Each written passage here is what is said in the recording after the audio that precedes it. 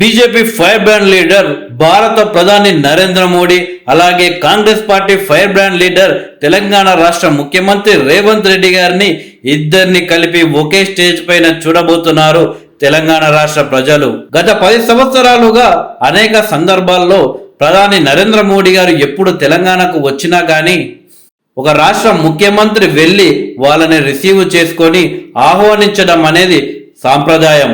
కానీ 10 సంవత్సరాల్లో అనేక మార్లు కేసీఆర్ గారు నరేంద్ర మోడీ గారికి స్వాగతం పలకకుండా వాళ్ళ శాఖలోని సీనియర్ మంత్రి అయిన తలసాని శ్రీనివాస్ యాదవ్ గారిని పంపేవారు కేసీఆర్ గారు. దీనిపై అనేక విమర్శలు వచ్చినా గానీ కేసీఆర్ మాత్రం మారలేదు. అయితే రేవంత్ రెడ్డి గారి ప్రభుత్వం మాత్రం కేసీఆర్ లా ఆలోచించకుండా భారత ప్రధాని మోడీకి తగిన గౌరవం ఇవ్వాలని ఆలోచిస్తుంది. పార్టీలు పార్టీలే, రాజకీయాలు రాజకీయాలే.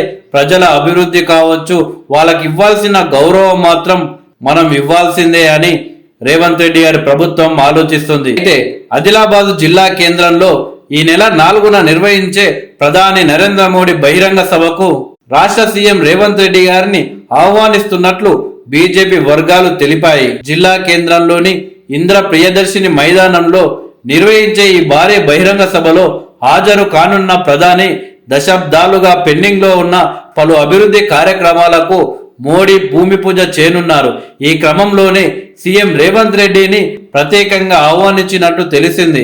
ప్రధాని మోడీ సీఎం రేవంత్ కు ఆహ్వానం పంపాలి అని సూచించినట్లు బీజేపీ ముఖ్య నేతలు పేర్కొంటున్నారు. అయితే ఆదిలాబాద్ జిల్లా కేంద్రంలో నిర్వహించే సభకు 1,00,000 మందిని తరలించేందుకు ఆయా జిల్లాల నేతలు ప్రయత్నాలు చేస్తున్నారు. ఇలా మొదటిసారి సీఎం రేవంత్ రెడ్డి, ప్రధాని నరేంద్ర మోడీ ఒకే వేదికపై కనపడుతుండడంతో తెలంగాణ ప్రజలు ఆసక్తిగా గమనిస్తున్నారు. ఇటు బీజేపీలో కూడా రేవంత్ రెడ్డి గారికి పార్టీలకు అతీతంగా అభిమానులున్నారు. మాజీ సీఎం కేసీఆర్ పై రేవంత్ రెడ్డి గారు పోరాడుతున్న సందర్భంలో కాంగ్రెస్ పార్టీని కావచ్చు, కాంగ్రెస్ పార్టీ నాయకులను కావచ్చు, బీజేపీ నాయకులు కార్యకర్తలు విమర్శించినా కానీ పలు సందర్భాల్లో రేవంత్ రెడ్డి పోరాటాన్ని మెచ్చుకునేవారు బీజేపీ కార్యకర్తలు. ఇలా నరేంద్ర మోడీ గారి మీటింగ్ కి రేవంత్ రెడ్డి గారు రావడం ఒక సంచలనమని చెప్పవచ్చు.